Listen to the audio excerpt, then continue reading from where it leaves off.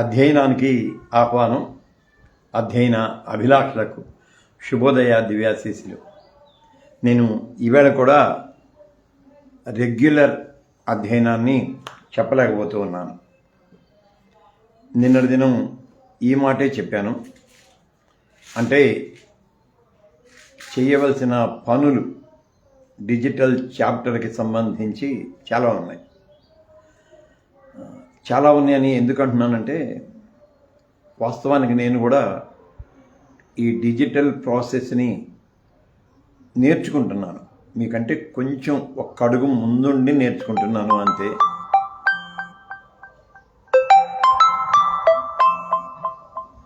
అంతే తప్ప ఒక్క అడుగు ముందుండి నేను నేర్చుకుంటున్నాను.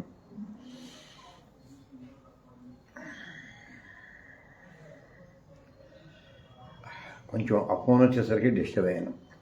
ఓకే, నేను చేసే పనులు అంటే వరుస క్రమం గతంలో చెప్పాను, మళ్ళీ గుర్తు చేయటానికి చెబుతున్నాను. ఇప్పటిదాకా నేను చేస్తున్న డిజిటలైజ్ ప్రాసెస్. మొదటిది లైవ్. సరే, ఇది లైవ్కు ముందు నేను సిద్ధపడటం, నోట్స్ ప్రిపేర్ చేసుకోవటం, క్లౌడ్, మళ్ళీ చాట్ జీపీటీ, అప్పుడప్పుడు deep seek, Perplexity, Google Gemini, meta, వీటిలో అంటే అవి తక్కువ. చాట్ జీపీటీ మళ్ళీ క్లౌడ్, ఈ రెండింటిని మాత్రం రెగ్యులర్గా వాడతాను. మిగిలిన ఏదన్నా అనుమానం వచ్చినప్పుడు జస్ట్ అలాగా వెళ్ళి చూస్తాను. అది ప్రాసెస్, అది ప్రిపరేషనల్ ప్రాసెస్ అన్నమాట. అది అయిన తర్వాత పరిస్థితి ఫేస్బుక్ లైవ్ కోసం నోట్స్ అంతా ప్రిపేర్ చేసుకుంటాను. ఫేస్బుక్ లైవ్ ఏముంది, మ్యాక్సిమం ఒక ½ అన్ అవర్. ఇంకా అక్కడి నుంచి ప్రాసెస్ ఉంటుంది నాకు. లైవ్ అయిపోయిన తర్వాత దీన్ని నా ఫోన్లోకి డౌన్లోడ్ చేసుకుంటా. గతంలో అయితే విడ్మేట్ అనే ఒక మళ్ళీ సాఫ్ట్వేర్ ఉండేది, అంటే అదొక యాప్ ఉండేది. దానిలో నుంచి డౌన్లోడ్ చేసేవాడిని. ఇంకా అది ఎక్కువ పని కాబట్టి నేరుగా నా ఫోన్లోకి, ఎందుకంటే ఫేస్బుక్ ఆ ఆప్షన్ని రీసెంట్గా ఇచ్చింది కాబట్టి నా ఫోన్లోకి డౌన్లోడ్ చేసుకుంటా. డౌన్లోడ్ మహా అయితే 15 నిమిషాలు పట్టింది. 15 నిమిషాల్లో డౌన్లోడ్ అయింది. ఒక్కోసారి కాకపోతే మళ్ళీ ఒకసారి చేస్తాను. డౌన్లోడ్ అయిన తర్వాత మళ్ళీ యూట్యూబ్కి అప్లోడ్ చేస్తాను. యూట్యూబ్కి అప్లోడ్ చేయడం కొంచెం ఆలస్యమైంది. Availability of the network data. Piduguralla ఉంటే ఇబ్బంది లేదు. పిడుగురాళ్ళు కేబుల్ నెట్వర్క్ ఉంది కాబట్టి అది అందుబాటులో ఉన్నప్పుడు త్వరగా ఉంది. బయట ఉంటే కొంచెం ఆలస్యమైంది. బట్ యూట్యూబ్ అప్లోడ్ చేసేస్తాను. సో అక్కడికి ఆ ఫస్ట్ ప్రాసెస్ అయిపోయింది. ఆ తరువాతి ప్రాసెస్ ఉంది, అది ఖచ్చితంగా నేను కంప్యూటర్ మీదే చేయాల్సింది. నేను ఎక్కడున్నప్పుడే కంప్యూటర్ మీదే చేయాలి. సో ఒకవేళ నేను గుంటూరులో 2 రోజులు 3 రోజులు ఉండి లైవ్ ఇచ్చినప్పటికీ, ఆ లైవ్లో చెప్పినవి అంటే యూట్యూబ్లో అప్లోడ్ అయినప్పటికీ ట్రాన్స్క్రిప్ట్ ఉన్నదే క్లాస్ రూమ్ కోసం, అది మాత్రం ఖచ్చితంగా కంప్యూటర్ ఉండాలి. సరే, వచ్చిన తర్వాత యూట్యూబ్లోకి అప్లోడ్ చేసిన ఎపిసోడ్ ఓపెన్ చేసి దానిలో నుంచి ట్రాన్స్క్రిప్ట్ తీసుకుంటాను. అంటే నేనేం చెప్పానో ప్రతి అక్షరం మళ్ళీ ఏ సెకండ్కి ఏం చెప్పాను, ఏ నిమిషానికి ఏం చెప్పాను, టైం స్టాంప్ అంటారు, వాటితో పడుతుంది. ఇక అదైన తర్వాత దాన్ని క్లౌడ్కి, ఆ ట్రాన్స్క్రిప్ట్ మొత్తం క్లౌడ్కి ఇచ్చి టైం స్టాంప్స్ రిమూవ్ చేసి ప్లెయిన్ టెక్స్ట్ని యాజ్ ఇట్ ఈజ్గా నాకు ఇవ్వు అని మళ్ళీ ప్రాంప్ట్ చెబుతాను. అది టైం స్టాంప్స్ వరకు తీసేసి, అంటే ఆ సమయాన్ని టైం స్టాంప్ తీసేసి ప్లెయిన్ టెక్స్ట్ ఇచ్చింది. బట్ ప్లెయిన్ టెక్స్ట్లో మళ్ళీ పలుకరింపులు ఇవన్నీ ఉంటాయి. అంటే నేను మిమ్మల్ని పలుకరించేయి మళ్ళీ అగైన్ క్లౌడ్కి మళ్ళీ అదంతా కాపీ చేసి మళ్ళీ క్లౌడ్కి ఇచ్చి క్లౌడ్ని అడుగుతాను. దీనిలో సంబోధన పదాలు, వాక్యాలు ఒక్కోసారి ఒకే మాట రెండుసార్లు చెబుతా కదా, పునరావృతాలు వీటన్నింటినీ తొలగించి మిగిలిన టెక్స్ట్ని యాజ్ ఇట్ ఈజ్గా నాకు అందించు అని చెబుతాను. మళ్ళీ ఈ ప్రాసెస్ అటు ఇటుగా ఒక 20 నుంచి అరగంట పట్టింది. అది తీసుకుంటాను. అప్పుడు అది తీసుకున్న తర్వాత దాన్ని నేను గూగుల్ డాక్యుమెంట్స్ అంటాను కదా, క్లాస్ రూమ్లో వచ్చున్నాను. గూగుల్ డాక్స్లోకి వెళ్ళి గూగుల్ డాక్స్లో ఇంకా ఆ ట్రాన్స్క్రిప్ట్, రా ట్రాన్స్క్రిప్టు, డిఫైన్డ్ ట్రాన్స్క్రిప్టు, ఈ రెండు అయిపోయిన తర్వాత నేను గూగుల్ జెమినీని దాని జిస్ట్ ఇవ్వమని అడుగుతాను. ఇది రిఫైన్డ్ ట్రాన్స్క్రిప్ట్ సారాంశాన్ని ఇవ్వమంటే మళ్ళీ గూగుల్ జెమినీ అది కూడా ఇస్తుంది. అది ఈ 3 డాక్యుమెంట్స్ ఉంటాను, 3 ట్యాబ్స్లో. ఆ తర్వాత ఏంటంటే నేను క్లాడ్తో, మళ్ళీ చాట్ జీపీటీతో, మిగిలిన ఏఐతో నేను మీకు చెప్పిన సబ్జెక్టు గురించి ఏమేమి విషయాలు సేకరించానో వాటన్నింటిని కూడా మళ్ళీ ఆ డాక్యుమెంట్లో ఉంచుతాను అన్నమాట. సో ఇది ప్రాసెస్. ఇది కూడా కొంచెం, దీనికి మాత్రం ఖచ్చితంగా కంప్యూటర్ ఉండాలి. కంప్యూటర్ ఉండటం కాదు, నెట్ ఉండాలి, వైఫై ఉండాలి, ఖచ్చితంగా వైఫై ఉండాలి. అవి అయిపోయిన తర్వాత, అంటే డాక్యుమెంట్స్ రెడీ అయిన తర్వాత అప్పుడు నేను డాక్యుమెంట్స్ని క్లాస్ రూమ్లో ఉంచుతాను. ముందు క్లాస్ రూమ్లో ఉంచుతాను. ఆ తర్వాత నోట్బుక్ వెళ్ళమని ఉంటుంది, నోట్బుక్లో ఉంచుతాను. మళ్ళీ ఈ మధ్య నేను ఏమేమి క్లాస్ రూమ్లో ఉంచుతున్నాను, నోట్బుక్లో ఉంచుతున్నాను, ఆ డాక్యుమెంట్స్ అన్నిటినీ లిస్ట్ అవుట్ చేస్తున్నాను. ఇది రెడీ రిఫరెన్స్ కోసం. దానిలో మళ్ళీ యాడ్ చేయాలి. ఆ తర్వాత స్టూడెంట్ సెషన్ లాగ్ అని మొదలుపెట్టాను. అది ఇంకా పూర్తి కాల, అంటే పూర్తిగా దాంట్లో ఇది చేయాలి, వీటిల్లో యాడ్ చేయాలన్నమాట. అంటే నా ఇండెక్స్లో, క్లాస్ రూమ్ ఇండెక్స్లో ఇది చేయాలి. అప్పుడు ఒక పైప్ లైన్ అంటారు దీన్ని, ఒక పైప్ లైన్ అక్కడికి ఫస్ట్ ఫేజ్ అయిపోయింది. ఇవి సక్సెస్ఫుల్గా చేసుకుంటూ వచ్చా. గత మార్చి 2 నుంచి ఇప్పటి వరకు వీటిని కొంచెం అటు ఇటుగా అయినా సక్సెస్ఫుల్గా చేసుకుంటూ వచ్చాను. బాగా ఇంతవరకు బాగుంది. అయితే ఇప్పుడు మళ్ళీ అసలు సిస్టమేటైజ్ చేసుకోవాలి కదా. మళ్ళీ నేను ఏఐతో సంభాషించి ఇది నా పొజిషన్ అని చెప్పి చెబితే అక్కడ నేను చేస్తున్న తప్పేందంటే, తప్పంటే తెలియకు నాకు, పొరపాటు, నేను చేస్తున్న పొరపాటు ఏంటంటే ఆ నేమింగ్ ఉంటుంది కదా, డాక్యుమెంట్ నేమింగ్ కానివ్వండి, ఎపిసోడ్ నేమింగ్ కానివ్వండి, ఆ సీరియల్ ఆర్డర్ విధానం కానీ ఇస్తున్నాను కానీ ఒక్కో దానికి ఒక్కొక్క రకంగా ఇస్తూ ఉన్నాను. అవన్నీ మళ్ళీ క్లాడ్కి చెప్పి నాకు దీనిలో గైడెన్స్ చెయ్యి అని అంటే అప్పుడు 7-8 అంశాలు సరి చేసుకోవాల్సిన అంశాలన్నీ చెప్పింది. ఆ క్రమంలో ఏమవుతుందంటే, వాస్తవానికి నిన్న చేద్దాం అనుకున్నాను, నాకు ఎప్పుడు దీంతో ఇబ్బంది, ఇది వైఫైతో. నిన్న మధ్యాహ్నం నుంచి ఈరోజు ఉదయం దాకా 10 గంటల వరకు కనెక్షన్ లేదు, వైఫై కనెక్షన్ లేదు. ఇంక వాళ్ళకి ఫోన్ చేయటం అనవసరం. నేను ఎయిర్టెల్, అది ఎలా ఉంటుందో తెలియదు, ప్రత్యామ్నాయమని మళ్ళీ ఎయిర్టెల్ వైఫైకి అప్లై చేశాను. వాళ్ళు ఈరోజు సాయంకాలం 5 గంటలలోపు కనెక్షన్ ఇస్తాను అని చెప్పారు. ఇస్తే నేను ఏమేం చేయాలో అది కూడా డాక్యుమెంట్లో నేను క్లాస్ రూమ్లో ఉంచుతాను మీకు. అంటే ఇలా చెప్పడం కాదు కానీ అసలు ఏమేం చేయాలి, ఏమేం చేస్తే ఇవి డిజిటలైజ్ అవుతాయి దాన్ని. ఎందుకంటే మీరు కూడా రేపు మీ సమాచారాన్ని ఏదైనా చేసుకోవాలి అని అంటే ఇలా చేసుకోవచ్చు అని చెప్పేసి ఇక్కడ నేను చేయాల్సిన పనులు ఒకసారి ఇది మళ్ళీ మీకు క్లాస్ రూమ్లో పెడతాను, అయినా చెబుతున్నాను అనమాట. సో యూట్యూబ్ అప్లోడ్ చేస్తున్నాను కానీ దానికి కరెక్ట్ టైటిల్ పెట్టడం లేదు, మళ్ళీ దాని క్రింద డిస్క్రిప్షన్ సరిగా ఉంచటం లేదు, ట్యాగ్స్, సూటబుల్ ట్యాగ్స్ పెట్టట్లేదు, ట్యాగ్స్ మళ్ళీ థంబ్నెయిల్ కూడా క్రియేట్ చేయట్లా. ఇది అదనపు పని అన్నమాట వాస్తవంగా నాకు, అందువలన చేయలా. సో ఒక యూట్యూబ్ ఎపిసోడ్స్కే కరెక్ట్ టైటిల్ ఉంచాలి, 60 అక్షరాల లోపే ఉంచాలి అని క్లాడ్ చెప్పింది. మళ్ళీ దానికి మధ్యలో బ్రేక్స్ ఎలా ఇవ్వాలి, సీరియల్ ఎలా ఉండాలి అవి కూడా చెప్పింది, మీకు ఆ డాక్యుమెంట్ కూడా పెడతాను. ఇవన్నీ చేయాలన్నమాట.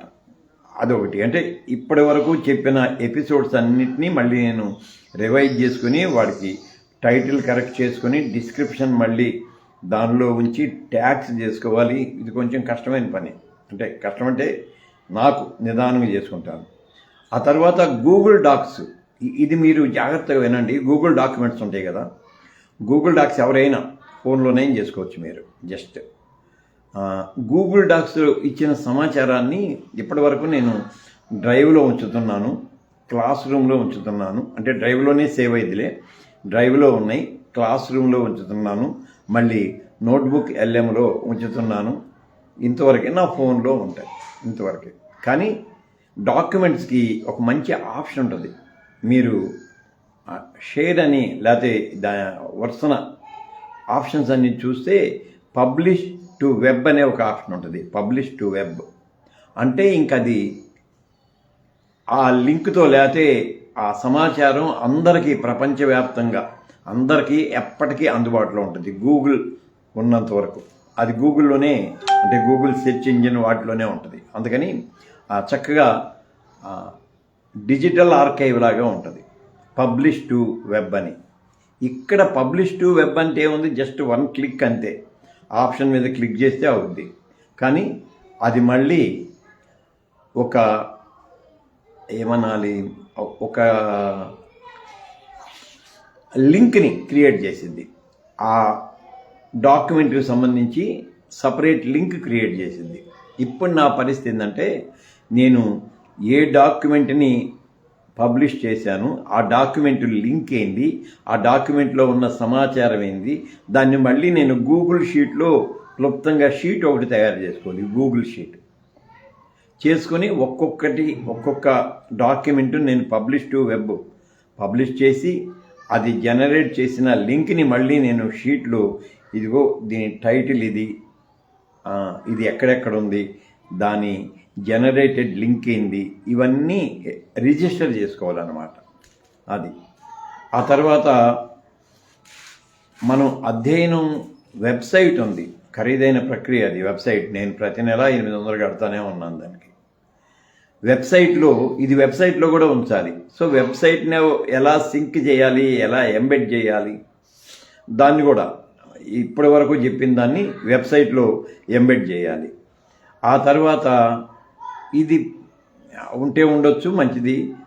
థంబ్నెయిల్ ఎండ్ స్క్రీన్ అని ఉంటుంది, ఏది తర్వాత ఈ ఎపిసోడ్ వచ్చింది అని ఉంటుంది ఎండ్ స్క్రీన్. అది పెద్ద కష్టమేం కాదు, కానీ డిజైన్ చేయటం కొంచెం ఇబ్బంది. ఎటు థంబ్నెయిల్స్ డిజైన్ చేస్తున్నాం కాబట్టి అది చేయొచ్చు. యూట్యూబ్ థంబ్నెయిల్, తర్వాత ఎండ్ స్క్రీన్ కార్డ్ అంటారు, వాటిని మనం తయారు చేసుకోవాలి. తర్వాత డాక్యుమెంట్స్ నెంబరింగ్ ఉందే, అలాగే ఎపిసోడ్ నెంబరింగ్ ఉంది, అది చాలా ప్రాధాన్యత అన్నమాట. ఆ నెంబరింగ్ ఒక ఆర్డర్లో ఉంటే ఇక ఆటోమేటిక్గా మనం దాన్ని ఎక్స్ప్లోర్ చేయడానికి వీలవుతుంది. అదొకటి ఉండాలి. ఇవైన తర్వాత క్రాస్ ప్లాట్ఫామ్ లింక్ షేరింగ్ అని ఉంటుంది. క్రాస్ ప్లాట్ఫామ్ అంటే మాట వరుసకి ఒక డాక్యుమెంట్, ఒక విషయాన్ని డాక్యుమెంట్ చేశాను, దాన్ని నేను మాడ్యులర్ లాగా చేస్తాను. అది వెబ్సైట్లో బ్లాగ్ లాగా ఉండొచ్చు, మళ్ళీ గూగుల్ బ్లాగర్ ఉంటుంది దాంట్లో పెట్టుకోవచ్చు.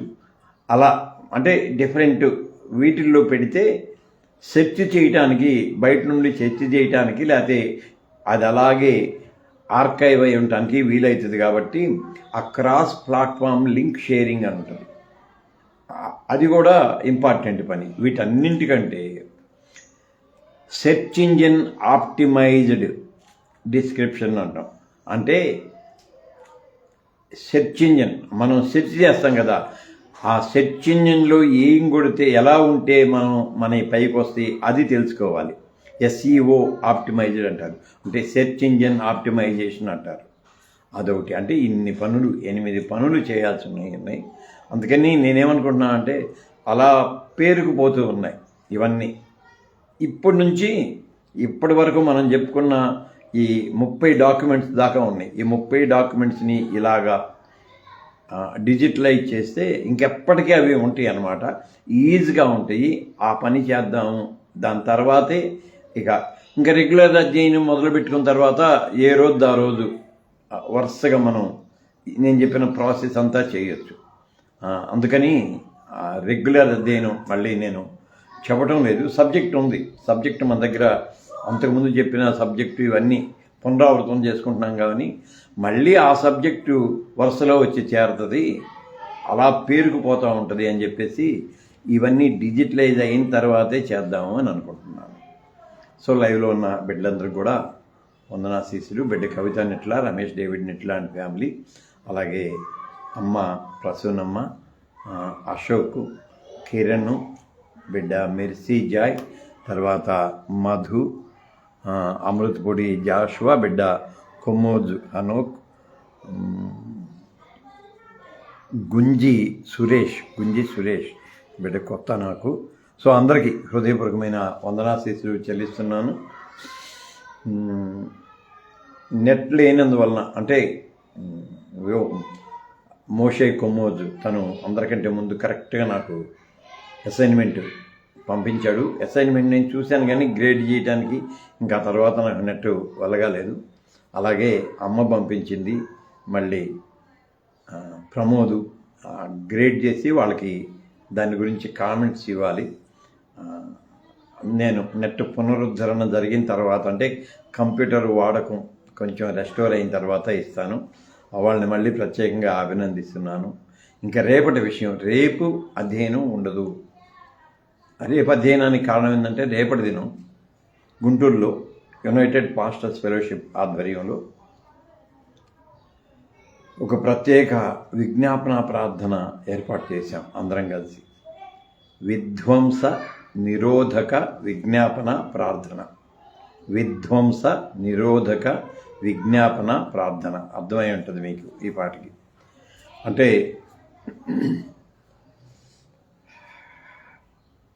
వ్యక్తులు, అధికారులు, సామ్రాజ్యాలు, మళ్ళీ మౌఢ్యాలు ఇవన్నీ కలిసి సంఘర్షించుకున్నప్పుడు సామాన్యులు, అమాయకులు ఎలాంటి విధ్వంసంలోనికి నెట్టివేయబడతారు. అది అందుకని యుద్ధాన్ని గురించి ఏమీ మాట్లాడం. అమెరికా, ఇజ్రాయేలు, ఇరాను వాళ్ళ గురించి మాట్లాడాం. కానీ వాళ్ళ పోరులో నష్టపోతూ ఉన్న సామాన్యులు, చితికిపోయిన కుటుంబాలు, అల్లాడిపోతున్న ప్రజలు, వాళ్ళ కోసం ప్రార్థన చేస్తాం. వాళ్ళ కోసం ప్రత్యేక ప్రార్థన ఏర్పాటు చేసుకున్నాం. అందువలన రేపు ఉదయం 10 గంటల నుంచి 2 గంటల వరకు హోసన్నాలో ప్రార్థన ఉంటుంది కనుక లైవ్ ఉండదు. మళ్ళీ శుక్రవారం ప్రయాణంలో ఉంటాను. శనివారం అధ్యయన పలుకరింపు. బహుశా ఈ వారంలో ఎలాగైనా సరే నాకు రాత్రిపూట కూర్చొని చేయొచ్చు కానీ నాకు ఈ డేటా అందుబాటులో లేక ఇబ్బంది పడుతూ ఉన్నాను. అందువలన ఈ డిజిటలైజేషన్ ప్రాసెస్ అంతా అయిపోయిన తర్వాత మనం మళ్ళీ అధ్యయనాన్ని పునరుద్ధరించుకుందాం. అందాక సెలవు.